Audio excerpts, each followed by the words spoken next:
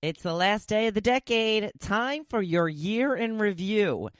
Get your party on tonight, and I'm going hardcore for January.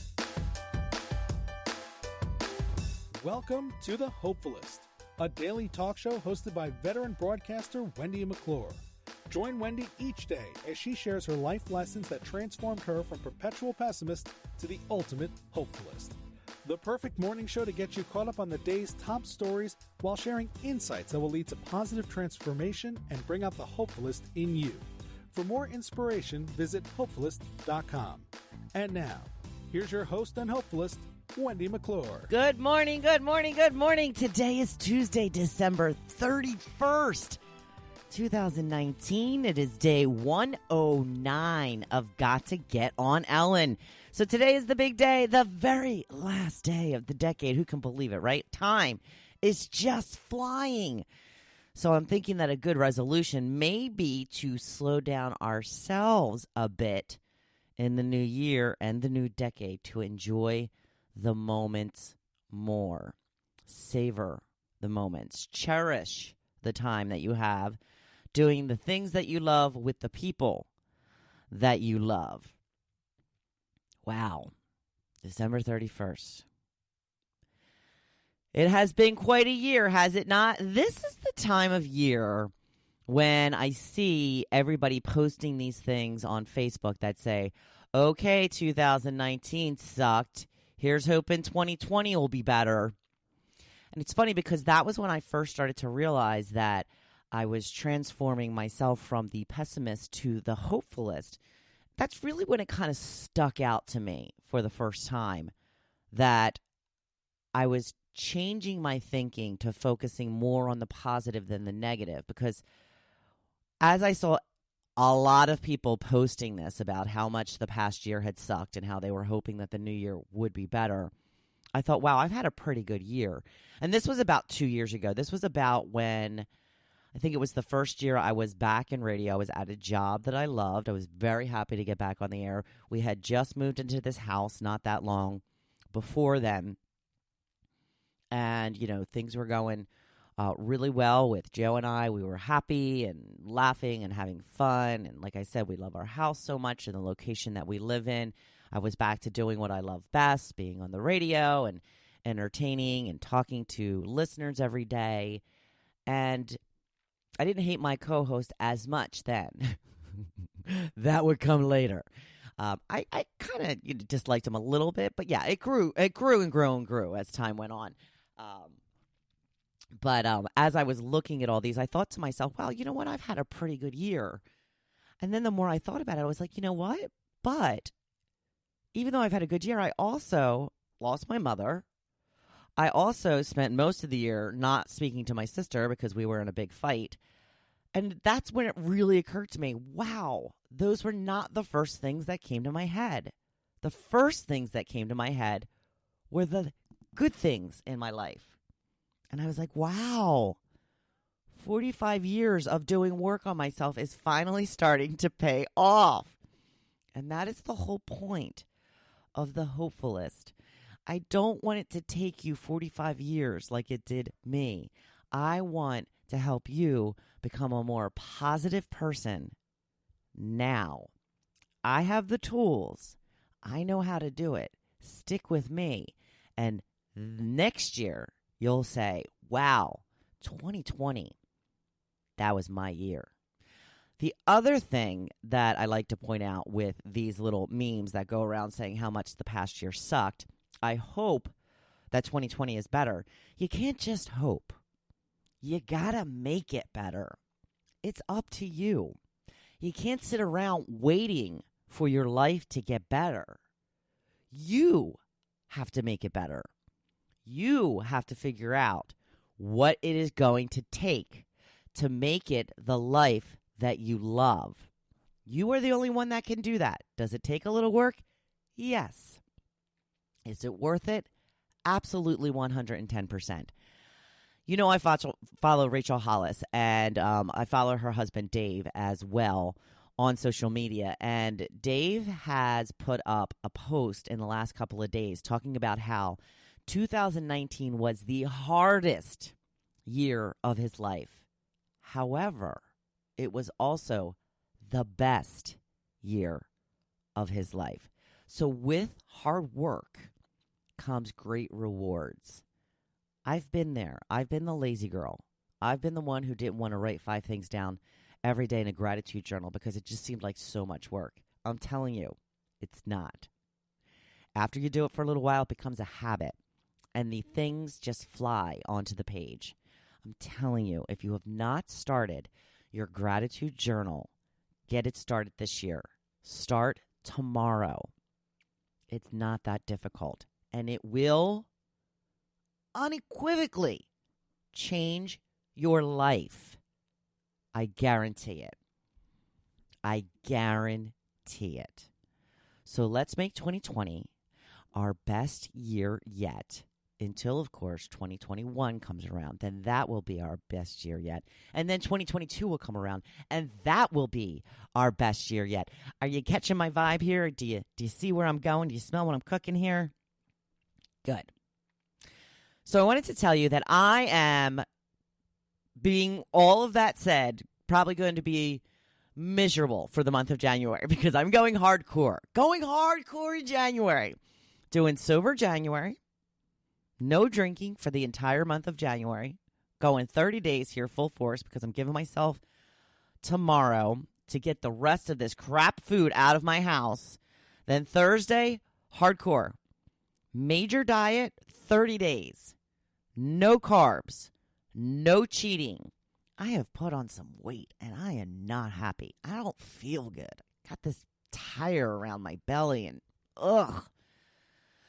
So uncomfortable. So I'm going to go like balls to the wall and just no cheat days. Because, that's typically what I do. I'm pretty good with staying good during the week. But then when the weekend comes, I'm like, all right, I'm going to give myself a cheat day or 2 or 3.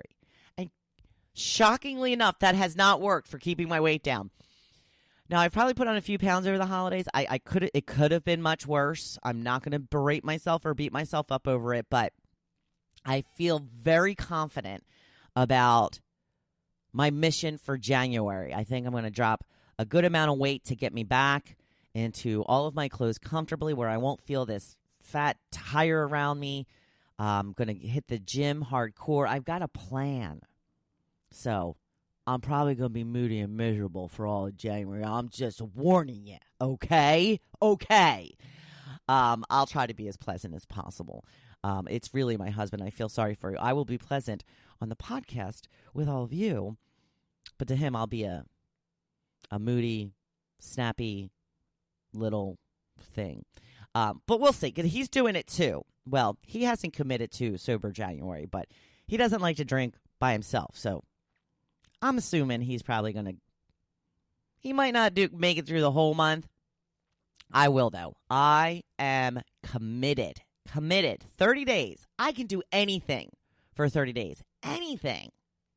I'm ready. Ready to go. In fact, I'm excited. Super excited about it. Can't wait to get a few pounds off. Can't wait to hit the gym hard. Can't wait to make 2020 my best year yet. I'm going to look good. I'm going to feel good. I'm going to be healthy. It's going to be my year. That's right. And it can be your year too. So if you would like to follow my path, of course, I will be posting and telling you about how my journey is going as we go along. But once February 1st hits, all bets are off. Excuse me. February is a big month for me. February 1st, by the way, I have put up an event on the Hopefulist page. I'm going to do my first speech. I'm going to do a speaking event. I'm probably going to host it here at my house for anyone who is interested. The details are on the Hopefulist page under events if you would like to take a gander, and let me know if you are interested. I have set the date for February 1st. So, February 2nd, Super Bowl. I don't know who's going to be in it yet. I'm not going to delude myself into thinking it's the Eagles. It's possible. Not likely. It's okay. We're in the playoffs. I'm happy to have another week. honestly. Just happy to have another week. We'll see who it is. But, the Super Bowl is always fun, regardless of who's in it. So that may be the first time I have a drink after 30-some days. So I'm already a lightweight. Can't imagine how that first beer is going to go down. And then, I'm not sure if you are aware, but February 4th, very big day. It's not only my birthday, it's my 50th birthday. Holy crap, how in the world am I 50 years old? Remember when you were little, you thought 50 was so old? I mean, it is, but good Lord. How did I get here so quickly? A friend of mine is going to come down and spend a few days with me to celebrate my 50th. We were really looking forward to doing it up for my 50th birthday, but now with the job situation and everything, money's a little tight right now, so we're not going to be able to do all the things we were hoping to do. Really, really want to get a Roaring 20s party in. Now the date, I'm going to hopefully maybe make it for Joe's birthday, maybe later in the year. Maybe I'll be bringing some money in by then, and maybe we can swing it. Get it? Swing it? Swing dancing. Love me some swing dancing. We'll see. I'll keep you posted. We got a long way to go. So, yeah, February is going to be a big month. And then after my birthday, on February 8th, my cousin and I are going to see the queen of all personal development, Miss Oprah Winfrey. That's right. Can't wait for that. I'm going to trek on into Brooklyn, New York. Never been to Brooklyn before. I've been to Manhattan quite a number. Actually, I have been to Brooklyn before. I just don't really remember it. We had gone one time on a little work trip. And I remember some of the people from our company, the station that I was looking for at the time, driving around and showing us the houses that they grew up in, because a lot of the people here at the Jersey Shore grew up in New York, in actual New York. One of the 5 boroughs. It's so cool. I live in the 5 boroughs. So, we are going to be hitting the Barclays Center in Brooklyn, and I'm hoping to hit the Brooklyn Bridge on that trip as well. We shall see. So, February, big month. January, going hardcore. I can do it. I can do anything for 30 days, and I'm not dreading it. I might be a little, but I'm talking myself right out of that and saying how excited I am. So, wish me luck. I don't need luck. I've got faith. So, on to today's topic, which is, do you go out for New Year's Eve, or are you asleep before the ball drops? I believe Joe and I were on our cruise last year. Joe and I went on a cruise, our first cruise ever. We went to Key West, the Bahamas, and I believe that was it. It was a short cruise, 4-day cruise. And then the day we got back, I believe, was the 30th, and we stayed in South Beach for the night. And that was super fun. Super expensive, but super fun.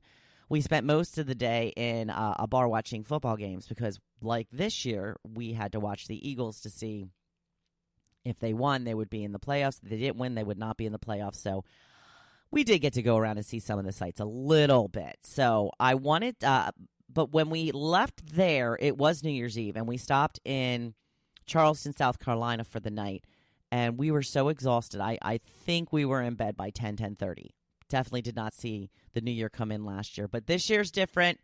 We've got company. My brother and sister-in-law are coming. My favorite neighbors are down for the night. They're going to be having a little party. We're going to be having a little party. We're going to be going back and forth between the houses, having a grand old time. We're making a fabulous dinner for my brother and sister-in-law, and they're bringing their 2 dogs, Abby and Ruffin. We're going to have to give Abby some extra loving. They had put the 2 dogs in some doggy daycare while they went to Atlantic City for a few days with friends of theirs, and I just found out that the other dogs were picking on our Abby. What? How dare they? Apparently she was really upset, and I feel really bad because she's such a sweetie. See, even dogs can be mean. Get a pack of dogs together, they start picking on one dog. I don't know all the details, but just mean, I tell you. So I told my brother we'd make some mashed potatoes